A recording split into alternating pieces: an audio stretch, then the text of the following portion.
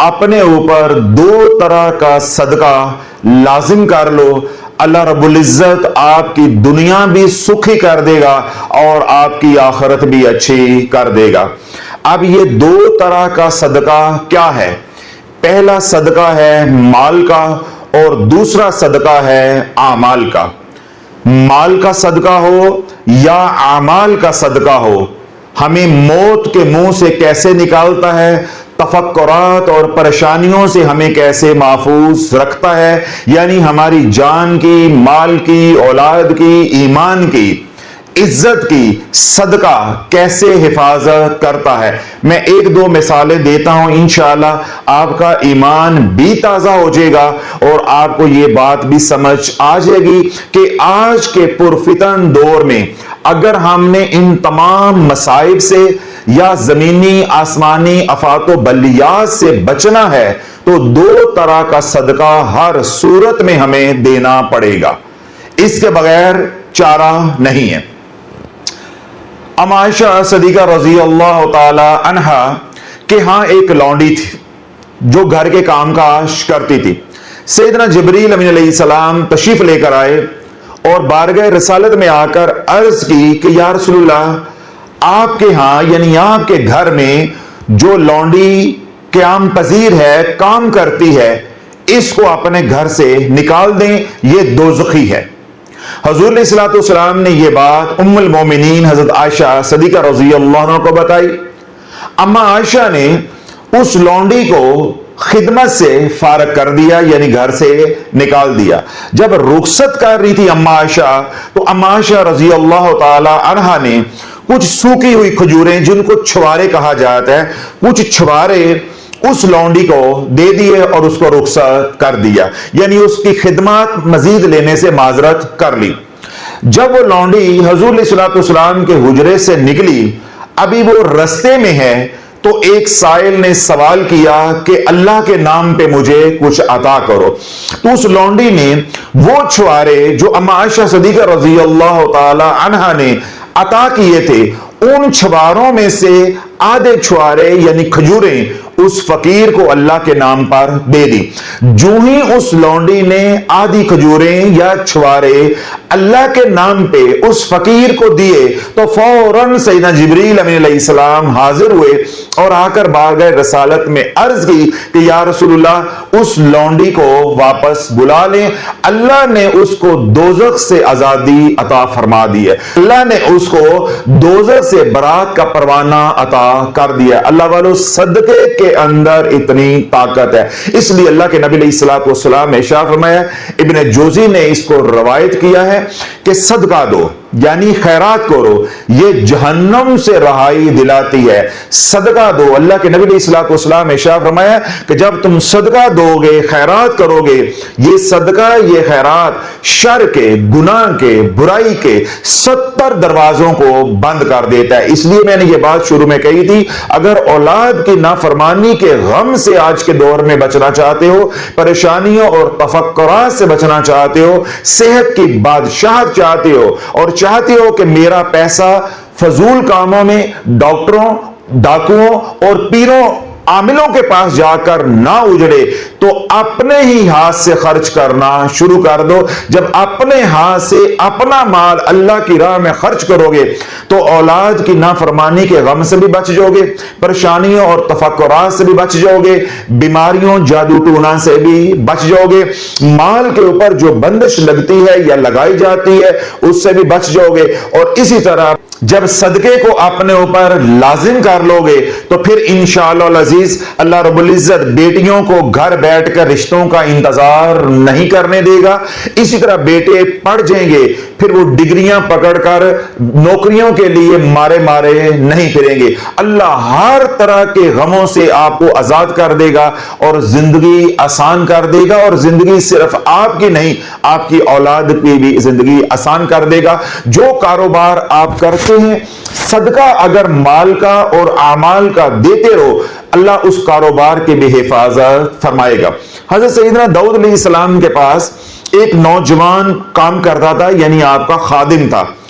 तो अल्लाह रब्बुल इज्जत ने सैयदना जिब्रील अलैहिस्सलाम के जरिए सैयदना दाऊद अलैहिस्सलाम को मतलब फरमाया कि ये नौजवान आज से 4 दिन के बाद मर जाएगा, यानी 4 दिन के बाद इसकी मौत वाक़या हो जाएगी।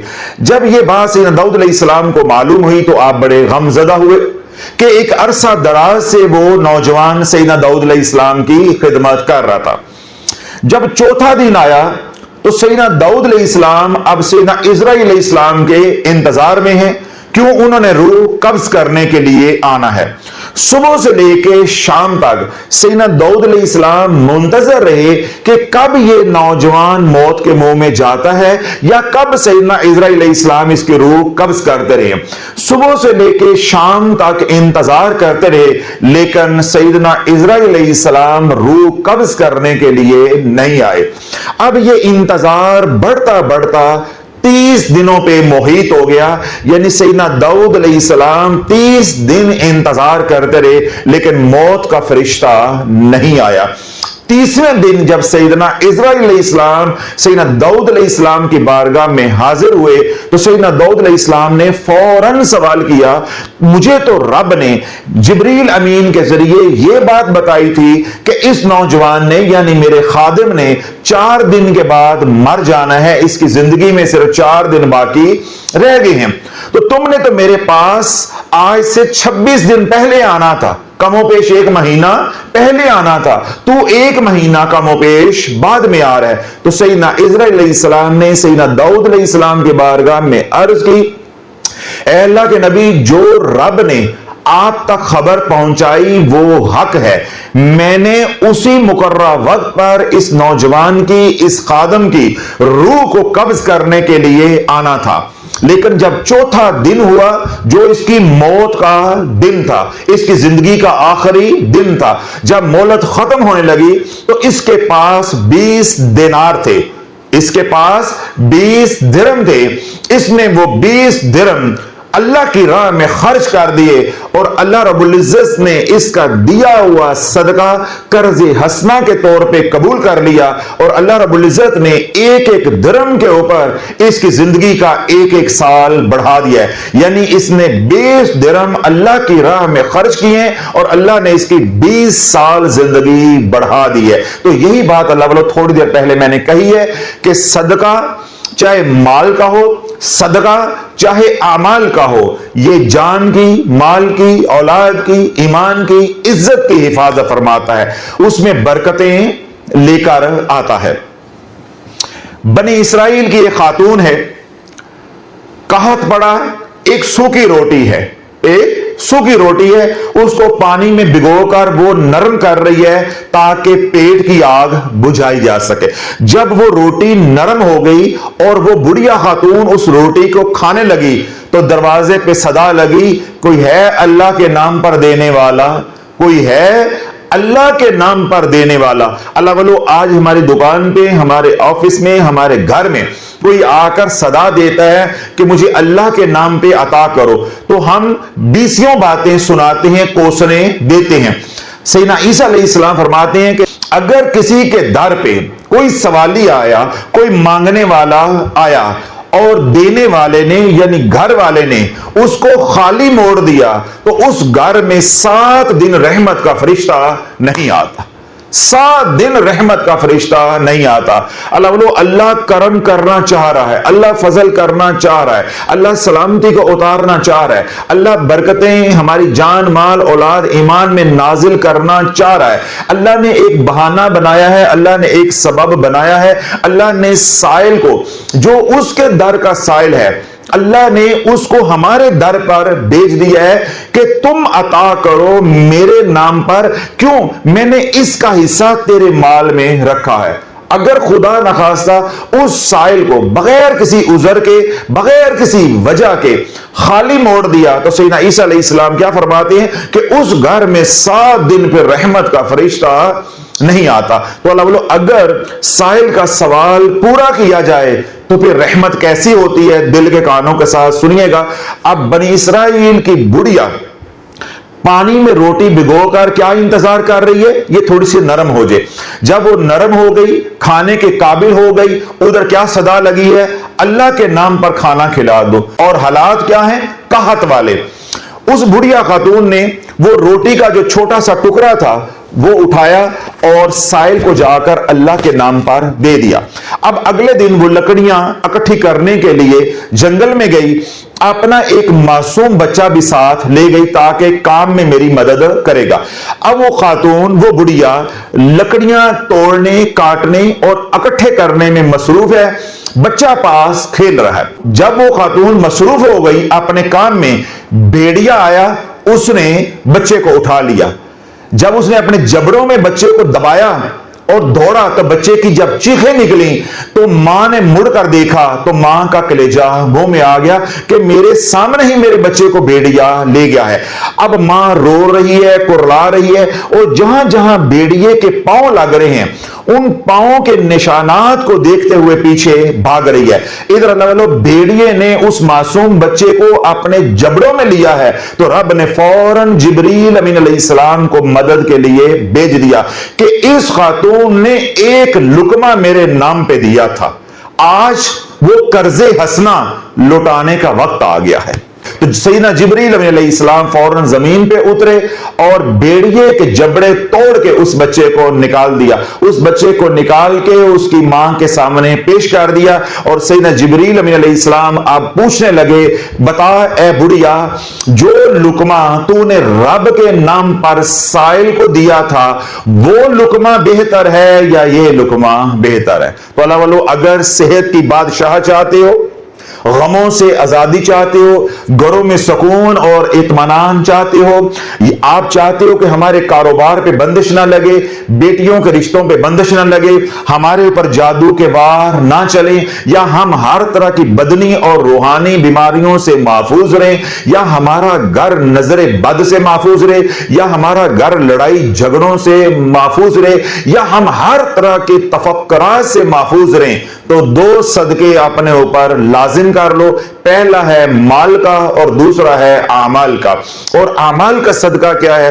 अब्दुल्लाह बिन मसऊद रजी अल्लाह अन्हु फरमाते हैं कि जिसके पास माल देने को है वो माल दे, और जिसके पास माल देने को नहीं है, अल्लाह की राह में यानी सदका देने के लिए कुछ नहीं है, वो आमाल का लंगर चलाए, वो आमाल का सदका दे। जब आपसे पूछा गया कि आमाल कौन से किए जाएं जो बेहतर हैं, जिनका अजर सवाब ज्यादा हो और वो सदके के कायम मकाम हो जाए, आपने फरमाया कसरत से इस्तगफार करो, कसरत से इस्तगफार करो। क्यों?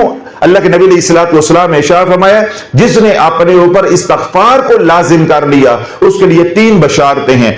तंगी है तो अल्लाह आसानी के रास्ते निकाल कर दिखाएगा, गम है तो अल्लाह गमों से आजाद फरमा देगा, रिज़्क वहां से देगा जहां उसका गुमान भी नहीं जाता।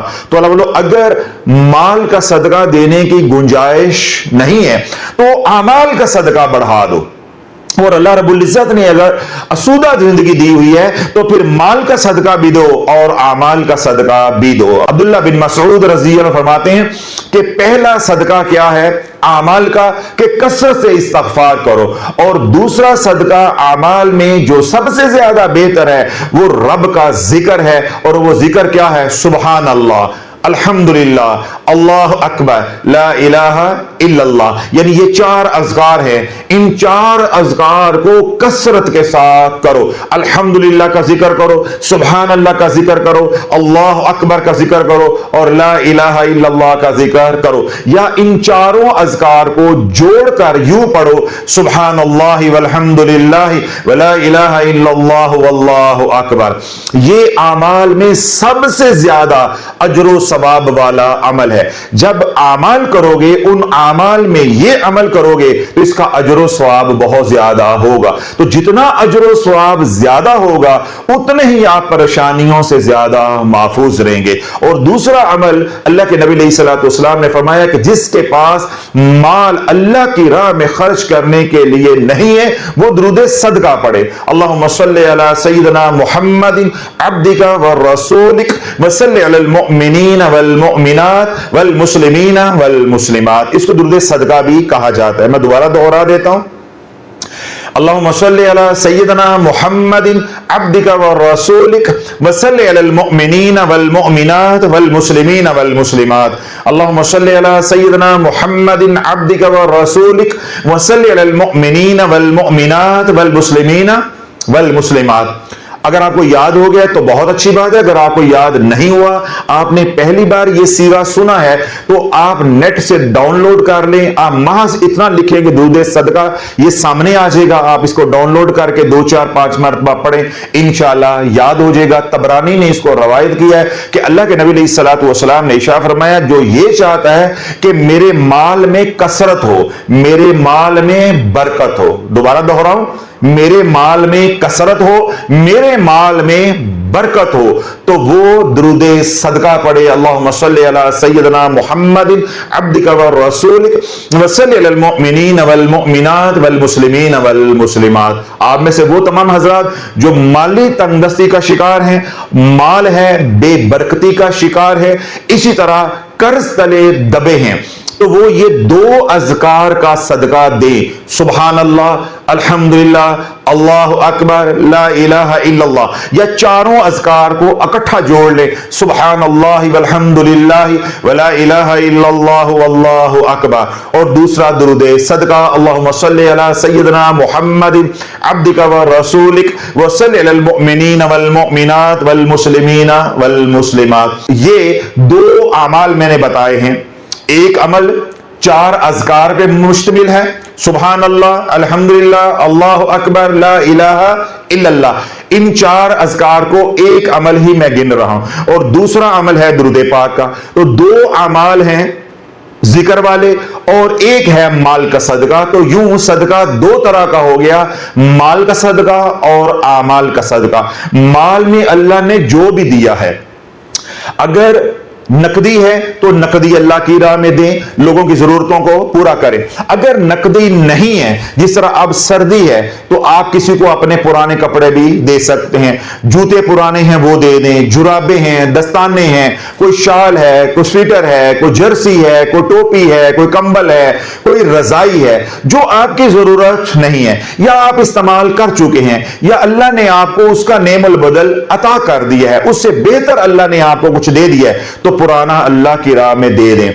अगर हौसला पड़ता है तो नया लेकर दे दें। इस तरह कोई बीमार है उसका इलाज करवा दें। इस तरह कोई पढ़ने वाला तालिब इल्म है तो उसके तालीम के अखराजात बर्दाश्त कर लें, उसको किताबें ले दें, उसके ट्यूशन की फीस दे दें, उसके स्कूल कॉलेज की फीस दे दें। इसी तरह कोई बेवा है, कोई यतीम है, उसको राशन ले दे। यानी आप मेरे से ज्यादा बेहतर जानते हैं कि आपने अपना माल किस किस मद में इस्तेमाल करना है। अगर तो अल्लाह ने आपको माल दिया, आप साहबे माल हैं, तो फिर माल का सदका भी दे और साथ आमाल का सदका भी दे। अब इसका यह मतलब हरगिज नहीं है कि मैंने ये फिक्रा बोला या मैंने ये बात कही कि 2 सदकात को या 2 सदकों को अपने ऊपर लाजिम कर लो तो आप दोनों में किसी एक का इंतखाब करना शुरू हो जाए। ऐसी बात नहीं है। अगर अल्लाह ने माल दिया है तो माल का सदका भी दो और साथ आमाल का सदका भी दो। जब अल्लाह वालों माल का सदका दोगे, अब ये राज है, तवज्जो के साथ सुनिएगा, क्योंकि यहां पे लोग गुमराह भी हो सकते हैं, खास तौर पे वो लोग जो साहब हैसियत है, साहब माल हैं।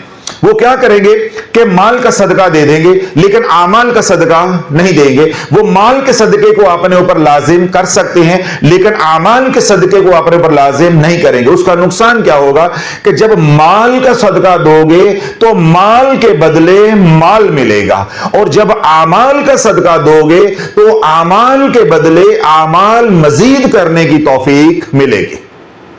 तो अगर ये चाहती हो कि मुझे आमाल करने की तौफीक मिल जाए, मुझे अल्लाह का जिक्र करने की तौफीक मिल जाए, मुझे हर पल सुभान अल्लाह, अल्हम्दुलिल्लाह, अल्लाहु अकबर, ला इलाहा इल्लल्लाह कहने की तौफीक मिल जाए, मुझे हर पल कमली वाले की बारगाह में दुरूद सलाम का नजराना पेश करने की तौफीक मिल जाए, तो फिर माल के साथ साथ आमाल का सदका भी दो।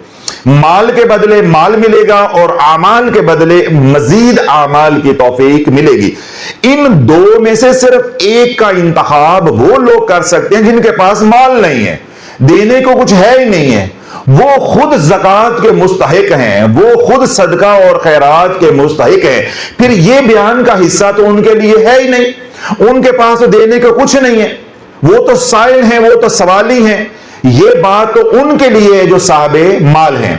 वो एक काम करेंगे, जो गुरबा हैं, यतीम हैं, मिस्कीन हैं, बेवाए हैं, वो सिर्फ आमाल का सदका करें, क्योंकि उनके पास माल नहीं है। और जिनको अल्लाह रब्बुल इज्जत ने माल और आमाल दोनों अता किए हैं, तो वो माल का सदका भी दें और साथ आमाल करने की कोशिश भी करें। अल्लाह वालों, जब इन दो सदकों को अपने ऊपर लाजिम कर लोगे तो सारा जमाना मिल के भी तुम्हें जलील करना चाहे जलील नहीं कर सकेगा। सारा जमाना मिल के भी तेरी जवान औलाद के रिश्ते बांधना चाहे तो कोई रिश्ते बांध नहीं सकता। सारा जमाना मिलकर भी तेरा रिस्क बांधना चाहेगा तो कोई रिस्क बांध नहीं सकता। क्यों? अल्लाह के नबी सल्लल्लाहु अलैहि वसल्लम ने इरशाद फरमाया, अस्मा बिन्ते अबी बकर ने इसको रवायत किया है कि सदका दो, जब तुम सदका दोगे अल्लाह तुम्हारा रिस्क बढ़ाएगा, जब तुम सदके को रोक दोगे अल्लाह तुम्हारा रिस्क भी रोक देगा, अल्लाह तुम्हारा रिज्क भी रोक देगा।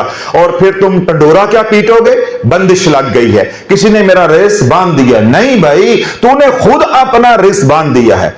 अल्लाह की राह में लौटाता जा, अल्लाह तेरे पे लौटाता जाएगा। इसी तरह जब आप आमाल का सदका दोगे तो इंशाअल्लाह हर आने वाले दिन में आपको आमाल करने की तौफीक भी मिलती जाएगी। तो मैं ये बात अर्ज कर रहा था कि जब आप सदका अपने ऊपर लाजिम कर लोगे तो फिर अगर आप 70 शयातीन के जबड़ों के अंदर भी फंसे हैं तो अल्लाह के नबी सल्लल्लाहु अलैहि वसल्लम ने इरशाद फरमाया कि सदका 70 शयातीन के जबड़ों को भी तोड़कर आजाद करवा देता है सदका देने वाले को।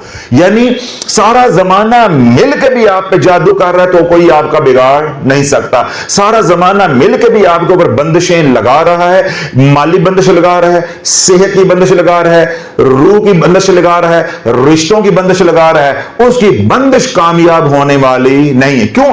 जब हम सदका देते हैं तो शयातीन की ताकत सल्ब हो जाती। यहां बड़ी एक अहम बात है, वो तवज्जो के साथ सुन लीजिएगा तो फिर इंशाअल्लाह आज का बयान अपने इख्तिताम को पहुंचेगा। अगर आप पहले से ही जादू के मरीज हैं और आप जादू का इलाज कर रहे हैं या जादू का इलाज करवा रहे हैं, आप पहले से ही रजत के मरीज हैं, असरे बद के